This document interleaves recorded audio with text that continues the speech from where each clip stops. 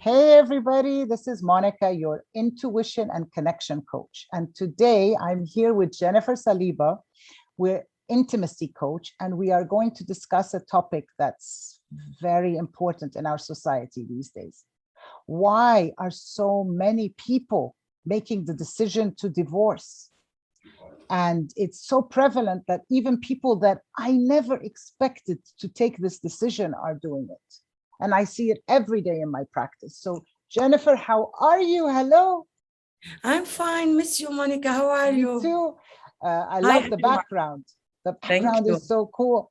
So Jennifer, you see couples all the time. You're an intimacy coach. You train, you teach people this. Tell me, why are more and more couples deciding to divorce? Yeah, unfortunately, Monica, it's happening a lot these days. And it's a topic that's usually we talk, me and you, we talk lighter topics, we choose nicer topics, but this time it's a hard conversation to have. But it's better to be proactive and decide to really have this tough talk than to wait until it's the end and we can do nothing about it.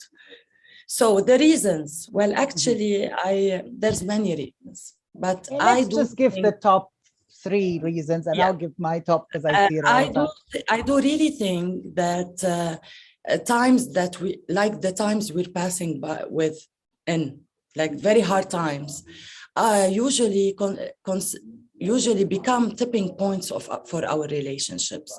So when everything is smooth and life is easy, the relationship isn't tested and our couple isn't tested, and the intimacy really goes deeper when we have to be with each other 24 hours a day, when work is scarce, when the children are home, we're homeschooling. So crises like COVID-19 and what comes after it, like economical crisis, being at home, being away from our loved ones, but staying in a couple, we meet each other and we meet ourselves first.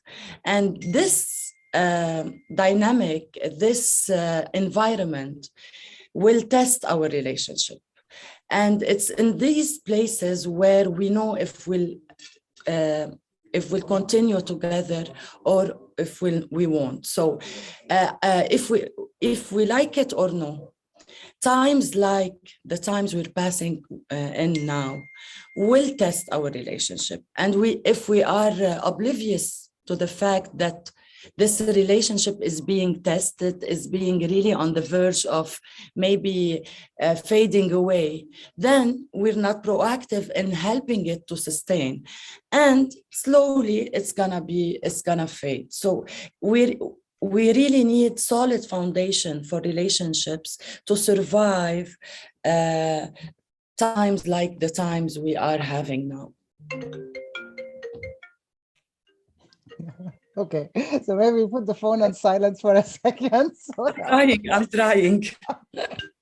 So I agree with you. I think also everything that's been bottling up for years, that we've said, okay, let's put it under the carpet. And we said, we'll accept this, we'll accept this, we'll accept this. And we've decided not to look at it because other things have taken priority. Now you're finally seeing the person in front of you.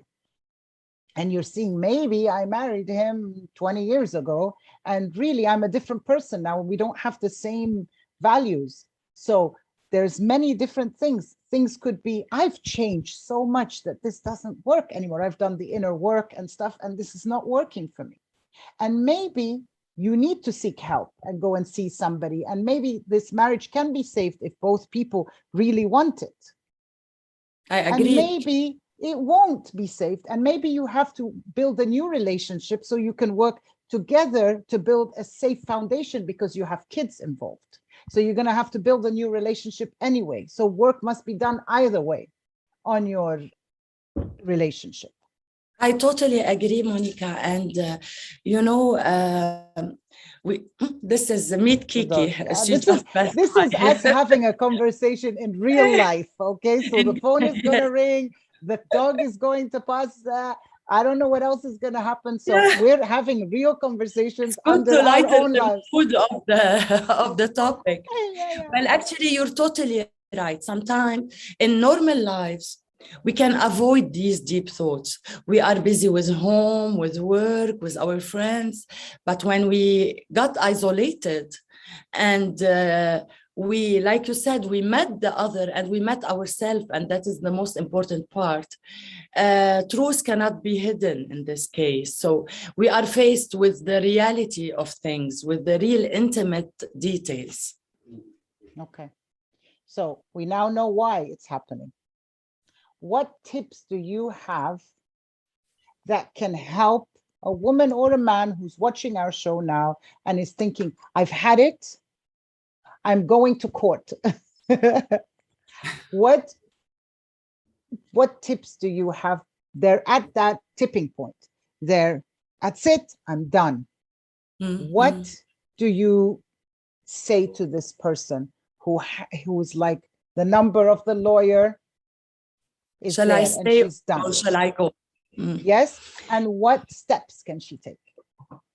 Well, actually, separation and divorce is a big thing. So, first of all, it's okay not to feel okay, especially with everything around us. So, the most important thing is self-compassion. So she or he can act more in more logic and more reason. It's a very tough time between a couple, even if they choose to stay or not, and especially if there is children, because you are divorcing, the children aren't, so they should not be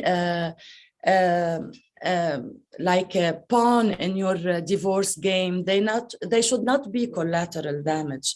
And even if we say we'll never do it, sometimes rage, bitterness, so many hidden emotions will come into play, and sometimes we're blind. It's hard. Self-compassion is the key. But what I want to teach today or share is a tool that I usually use also with my clients by Dr. Terry Real, who is a fantastic psychologist, American psychologist, I think American, I'm not sure. So, okay, the nationality. And he's a couple coach and okay. yes, therapist. So he says, when you are on the verge of asking, should I stay or should I go? There's one question that you can ask yourself. He call it relational reckoning. And it states, I will read it so I'm not wrong in any word. Yeah. Am I getting enough in this relation to make grieving what I'm not getting worth my while?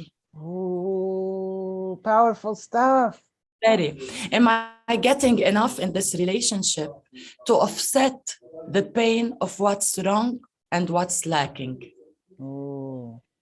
So if everything is on a balance, and even with, I know life cannot be put on a balance. There's lots of things on stake, emotions, feelings, but in a way, yes, we can if we ask ourselves the right question.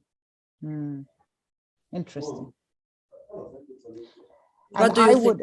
I think it's amazing. That's a good question. I was thinking there was another question I wanted to ask, but now I forgot it, but it's okay. What I wanted to say that it's very, very important that no matter what decision you make, to seek the help you need for yourself. This is not something you can do by yourself. You're going to have to seek tools, and also no matter what, you have to sit down with that person to see, can it be safe? Does the other person also want to work on this? And even if he doesn't want to work on this, does he want to work? He must want to work on parenting. So you have to sit down with them and make it safe for the children. because this transition is rocking the foundation of the children. I agree. Okay, And so it's you must energy. care about The energy in the house. It will affect the children, and no the children child will wants have to move from home to home, exactly. from someone who's been through divorce and have been through the grief, been through seeing my kids move from home to home and adapt. You have to work very well together, get trained. Doesn't matter if you like each other or not. You have to build that foundation for your children so that Passing they feel no problem. our children passing behind our back. That's normal life. It's all good. So you Even have though to I told them 1,000 times that I'm shooting, but it's a unfortunately, we reaction now. cannot How can I control our be children. proactive and not angry? Just be zen in the moment. We have to, I'm very adamant about this. We don't want to build trauma in our children. And this is a very traumatic event that happens in kids' lives. If it's not done in a safe environment where both parents make it safe for them. You don't like each other, go and do the work on yourselves in therapy, in coaching, and whatever. But the important thing is you come back together so that you build a safe home for both of you, where the kid can go from one parent to the other and feel safe that my parents, you know what, they care about me, they're building a safe environment for me. So I grow up feeling safe. And then you also have to do the work on yourself, because the wounds that you have in this marriage didn't come from this marriage. It came from your childhood and from a lot of other traumatic things. So you don't want to re-attract the same type. It's gonna become a pattern if you don't heal your wounds. I agree. So either way, please seek the help you need. And build a community, because it's in build this a community. Yes, in this time that you need your people, your tribe next to you. So you know, because you'll be down, you'll be, even if it's a very civilized divorce, it's a heavy energy, like Monica said. So a community is it's vital. Yes, and get the help. Like there are communities. I had to go to a support group at the time that was support for separation, divorce. You know, and it was very, very important. And there was something I wanted to say. So this, what's happening, okay, is actual grief. It's like a death of somebody, okay? So when you go through divorce, it's the death of the idea of your family unit. You are grieving the mother, father, and children. It's a loss. You're also, it's actually maybe a lot more difficult than grieving a person who's passed, because a person who's passed is not coming back. You accept that. The person you were married to, you see him every week because you have to give the kids back. Okay, so it's very difficult to see that person that you were married to and now have a civil or an uncivil relationship with them, when you've had intimacy with them and very intimate, this, you know, you shared your life with them. So there's going to be grief and you must take the time to grieve. I agree. And maybe next video, Monica, we talk about the stages of divorce also. So this is just an intro to letting you know what's going on, and maybe give you some insight as to some tools, something to give you an idea as to why you're so ready.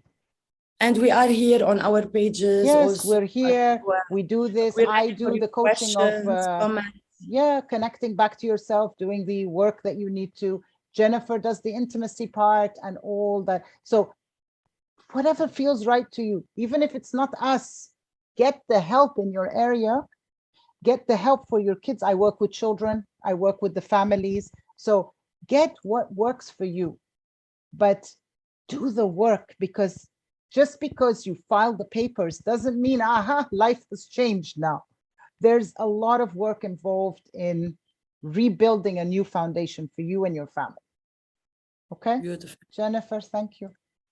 Thank you, Monica. Thank you for everyone also. And Okay. we're waiting for your questions. Oh, and if you have questions, yes. So our next episode, we're calling them episodes now, but our next discussion will be answering your questions. So if you have any questions, just send them to me, send them to Jennifer. Maybe if you want, we can have you on the show.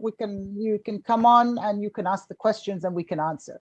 We Or don't if know you have yet. any testimonials, you've been into this, you would like to share some tips, something happened with you, we That are would be here also to wonderful. listen. We would like to start this conversation. We have to talk about this topic.